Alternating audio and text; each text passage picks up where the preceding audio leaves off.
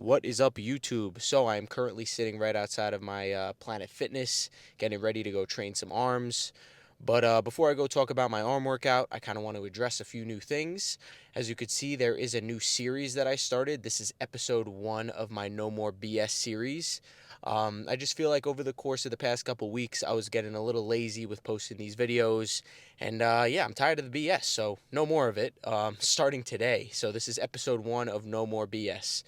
And no better way to start it off than a freaking arm day. I love training arms, especially at Planet Fitness. They got some really, really good hidden gem machines here that I will definitely be showing all of you guys today.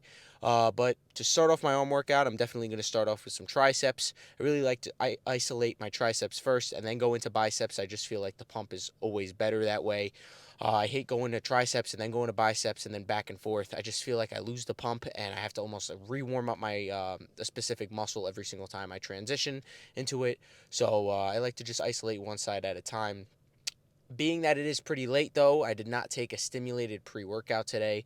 A big thing I'm trying to do is kind of start taking non-stim pre, where it's just all pump and no caffeine, because I feel like I'm pretty darn addicted to caffeine and I really got to start toning that down a bit.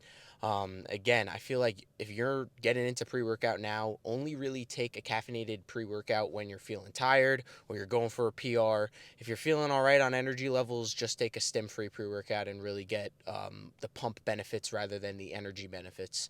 I just think that'll just be better for you over time. But starting off with triceps, I'll probably just do some tricep extensions with the W bar or rope, a bit of katanas, some dips, and some skull crushers. Pretty standard workouts right there, nothing too crazy.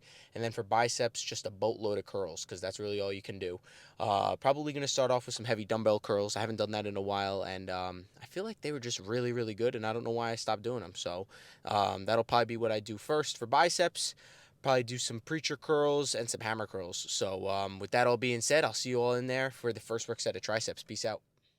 All right, what is going on, everybody? So I'm starting off my arm workout with some V-bar tricep extensions. Typically, I don't like to start off with this cable attachment. I usually like to use a W bar, straight bar, or a rope as the cable attachment. But when I walked over to this cable stack, this is the one that was already on. And I thought to myself, why not give it a shot? Because I haven't done it in a while, maybe switch things up a little bit. And honestly, I can confidently say that I was pretty happy that I stayed on with this cable attachment. It felt really, really nice. I was able to get a really, really good mind-muscle connection with my triceps, as well as push some pretty heavy weight. I believe this is the first or second work set that I'm recording right here. I've really been trying to do more slow and controlled reps, being that I'm on the cut, but I do like to still push a little bit of heavier weight at the start of the workout, just to really still try to fatigue that muscle, but also give myself enough volume to really grow.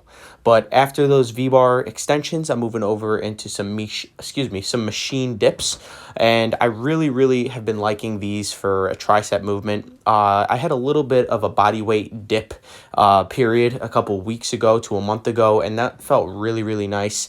But my chest was definitely still a little sore from earlier in the week, so I decided to do more of a machine dip rather than a body weight dip, because I feel like I can really target my triceps more on a machine rather than doing body weight dips.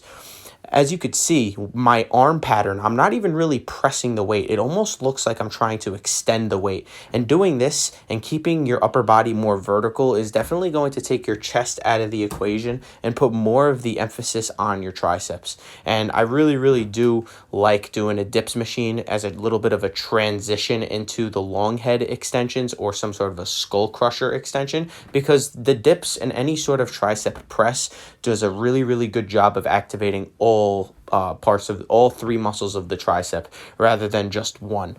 So now moving over into my skull crusher movement of the day. This is actually a row machine, but if you sit on it backwards, you can do some really nice single hand skull crushers. And I did about 4 sets here, and the long head of my triceps felt absolutely fried after this movement. I was able to really get a good stretch at the bottom and a really, really good squeeze at the top. And as you can see, I was doing a little bit of some self-spotting when I couldn't get the full extension by myself. Again, doing partials is a fantastic way to go past failure, but if you can get a spot to the top, that is also really good. That way you can get that full extension and really get that full contraction on the muscle. But after some of those skull crushers, I'm moving back over into some more rope extensions. I really liked to do rope extensions as a finisher for triceps. I just feel like I can, excuse me, I don't know what happened there, but I feel like I can go like decently heavy, not too heavy, but not too light, and really just get a really good squeeze at the bottom when I pull those ropes apart. It's just a really nice finisher for me. But after that, I'm moving over into my first bicep movement of the day. I am doing some dumbbell curls to start off. If you've been watching any of my other videos, I typically like to start my bicep workout with some preacher curls, but today I had a little bit of a change in mind, and I was like, let's go back to doing some dumbbell curls as a starting movement. And honestly, I was really happy with this. I was able to curl a pretty decent amount of weight. I believe these are the 50s, and I think I got them for like 10 to 12 reps. And typically, I do not care about strength or the weight that I'm doing in a bodybuilding context. When I'm on stage later this year, they're not going to grade me on how strong I was during prep or during my off season. They're going to grade me on how good I look. But with all that aside, I do think that curling heavy at the start of the workout is a good way to really grow your biceps.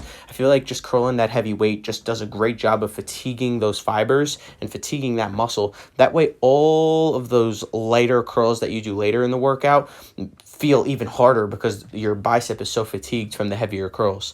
But after just regular rotating dumbbell curls, I moved over into some hammer curls to really target that brachialis. I've been really trying to do more hammer curls on my arm workouts. I feel like I neglect them a little bit, so definitely stay tuned to seeing more of those. I'm doing a little bit of a drop set here, being that I only got about 10 reps. I wanted to get a little bit more volume, so I think I cut the weight a little bit more than half to these really light dumbbells, and I'm really just going for constant tension, just really trying to force as much blood to the muscle as I possibly can. After this set right here, I'm moving over into the last arm workout of the day, just finishing off with some preacher curls on the preacher curl machine. These felt super duper nice today.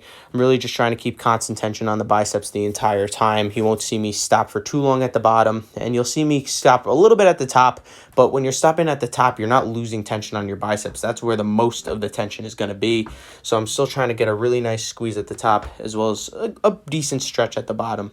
But after this movement right here, I went over into some forearm curls. I unfortunately did not record any of those sets, but I absolutely will next time. But that is all for the video. I hope you all enjoyed, and I will see you tomorrow, I believe, for legs. Peace out.